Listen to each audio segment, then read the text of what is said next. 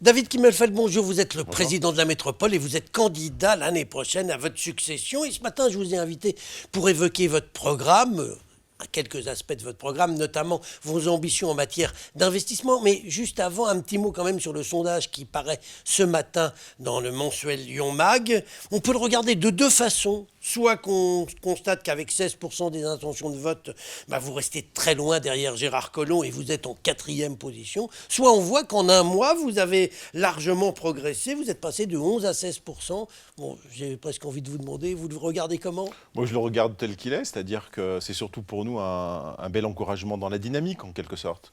Je l'ai dit sur le premier sondage, et je ne vais pas redire aujourd'hui, je ne vais pas dire tiens, c'est extraordinaire, alors que l'autre jour, je disais il faut regarder ça avec beaucoup de recul, il faut continuer à le regarder avec beaucoup de recul.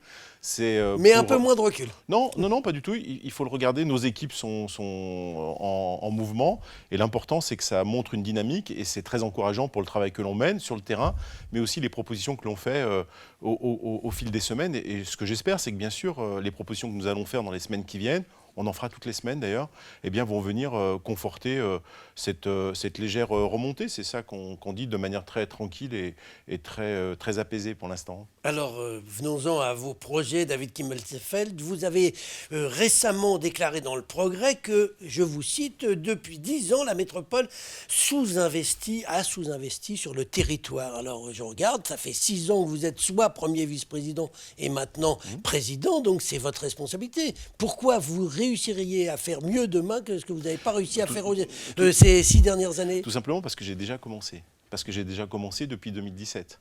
J'ai déjà commencé depuis 2017. On avait un plan pluriannuel d'investissement qui ne tenait pas compte finalement de nos nouvelles compétences.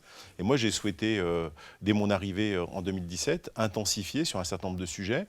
Et on a rajouté près de 10 millions d'euros sur des budgets de proximité, sur les collèges, sur les maisons de la métropole. On a multiplié le budget éco-rénovation qui était à 30 millions d'euros à 60 millions d'euros. Donc on a montré qu'on était en capacité d'aller plus loin. Et il faut continuer à aller plus loin, tout simplement parce que cette métropole qui reste très attractive, elle attire des talents, des emplois, mais il faut que derrière on puisse répondre aux questions de mobilité. Et c'est pour ça que j'ai dit d'ailleurs depuis longtemps qu'il fallait multiplier le budget du Citral par 2. J'ai vu que tous les candidats aujourd'hui finalement suivaient ce mouvement, donc je ne m'étais pas trop trompé. J'ai d'ailleurs indiqué que dès 2020, ce qu'avait décidé Gérard Collomb, moins 3% par an, serait corrigé dès 2020, puisqu'en 2020, nous allons faire voter au budget une subvention d'investissement de 4 millions d'euros pour compenser cette perte. Et nous allons continuer dans ce mouvement-là. Il est absolument nécessaire de le faire. Il faut accompagner notamment les communes, parce que les communes, on leur dit accueillez les nouveaux habitants, mais débrouillez-vous avec les équipements publics, les crèches, les écoles. Eh bien non, la métropole doit accompagner les communes et elle peut le faire parce qu'on a les moyens de le faire sans augmenter, je le précise, c'est très important, la fiscalité. Alors on va revenir là-dessus, mais quand même un petit mot sur les transports en commun. Vous me dites, on va faire des gros efforts dans le prochain mandat, mais là, dans ce mandat, on a baissé de 3% les crédits au Citral. Mais on a baissé. Vous auriez pu au moins revenir sur cette décision quand vous avez été président. Non, parce que c'était quelque chose qui était contractualisé, donc on ne pouvait pas revenir. Et simplement, la seule façon... Le président, il peut faire ce qu'il veut. La seule façon d'y revenir, c'est la décision que j'ai prise de faire une subvention d'investissement de 4 millions d'euros qui viendra compenser en 2020 les 3%. Et puis, de la même façon, il faut encore que le Citral ait des projets. Si c'est pour simplement améliorer la situation financière excellente du Citral, ça n'a pas d'intérêt. Je l'ai dit, le Citral et la métropole ne sont pas des caisses d'épargne, ce sont des collectivités qui doivent investir pour le bien-être de nos concitoyens, pour accompagner la croissance et l'attractivité, et le faire sans augmenter la fiscalité. Et nous avons déjà commencé à la baisser, puisque je suis celui qui a pris la décision de baisser la TOM, qui est une manière aussi de commencer à baisser la fiscalité. Dites-moi, David Kimmelfeld, quand on regarde les chiffres, on s'aperçoit que la métropole aura, grosso modo, investi à peu près la même chose pendant ce mandat que pendant le mandat précédent. Donc c'est plutôt bien. C'est plutôt bien parce que nous avens accéléré. Je rappelle qu'en 2016, nous étions par an à 450 millions d'investissements. Sur l'année 2019, nous serons à 700 millions d'euros d'investissement. Ce qui est toujours le cas. Nous avons accéléré, ce qui est souvent le cas. Simplement, la différence, c'est que nous n'avons pas pris en compte et n'avait pas été prévu les dépenses inhérentes aux nouvelles compétences. Et c'est pour ça que j'ai accéléré, moi, sur la rénovation des collèges, sur la rénovation des maisons de la métropole, sur la végétalisation dans les collèges, parce qu'il fallait prendre en compte, ma foi, ces nouvelles compétences qui nécessitent aussi de l'investissement absolument indispensable. Alors, vous annoncez 3 milliards de plus sans augmentation de la fiscalité, c'est-à-dire que vous allez augmenter l'emprunt. Vous Oui. faitre reporter sur les générations futures. Non, c'est pas reporter sur les générations futures. Il faut dire les choses très clairement. Aujourd'hui, c'est pour la métropole 3 ans et demi. L'endettement. Donc on va passer à 5 ans si on va sur ces chiffres que j'ai indiqués. Donc c'est tout à fait soutenable. On n'est pas dans une situation où on est à 7 ans, 8 ans, 9 ans. Donc on n'est pas dans la génération d'après. On est même dans le cadre d'un mandat. Donc vous savez, j'ai été chef d'entreprise. Donc s'il y en a un qui sait comment gérer l'argent, alors qui n'est pas public, et vous le savez, Gérard Angel, parce que vous faites bien la différence entre les investissements privés et les investissements publics, vous le dites souvent, eh bien je crois faire partie des élus qui savent exactement comment il faut gérer de manière extrêmement prudentielle, mais en prenant, en étant ambitieux. Et pour être ambitieux, il faut investir. Dites-moi, quelles pourraient être les réalisations en matière de transport en commun sur un mandat?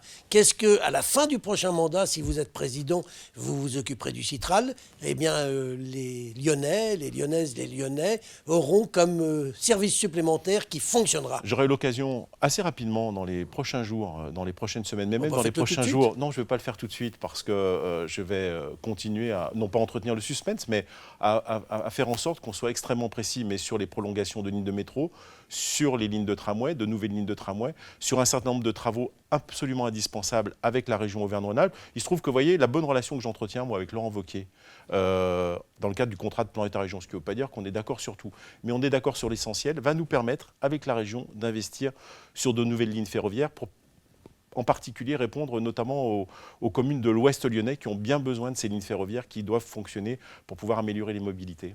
Alors j'ai vu que dans ce que vous disiez, il y a 900 millions de plus que vous voulez donner aux communes. Vous avez parlé tout à l'heure de l'aide que vous voulez apporter aux communes qui en ont besoin pour faire face justement à l'afflux de population dans certaines. C'est pour caresser un peu les petits maires dans le sens du bulletin de vote. Non, vous avez besoin d'eux? Non, c'est pas d'abord, ce ne sont pas des petits maires, ce sont des maires de communes de taille moyenne où il y a moins d'habitants. Voilà. C'est pas tout à fait la même chose. Ça a coûté cher à un certain nombre de candidats.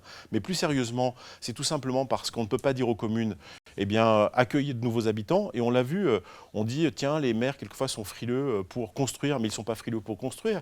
Ils sont frileux parce qu'ils savent que derrière les nouveaux habitants, il y a besoin de nouveaux services. Et pour que ces nouveaux services soient présents, il faut que la métropole prenne ses responsabilités. Elle ne peut pas dire, la métropole, à moi la croissance et à vous les dépenses. Non, il faut qu'on puisse partager ce développement. Avant de nous quitter, David Kimmelfeld, un petit mot. On me glisse à l'oreille que vous annonceriez dans les jours qui viennent l'abandon de l'anneau des sciences. Est-ce qu'une agglomération comme la nôtre peut ne pas avoir de périphérique complet? Écoutez, vous avez une qualité, vous en avez d'autres, hein, mais vous avez une qualité, je sais que vous êtes patient, et donc patientez quelques jours et j'indiquerai de manière très claire ma position sur l'anneau des sciences, mais plus globalement, parce que la question n'est pas uniquement l'anneau des sciences, mais la question des mobilités à 5 ans, à 10 ans, à 15 ans sur cette métropole. Eh ben, rendez-vous dans quelques jours, puisque vous nous le promettez, David Kimmelfeld. Je vous remercie. Merci.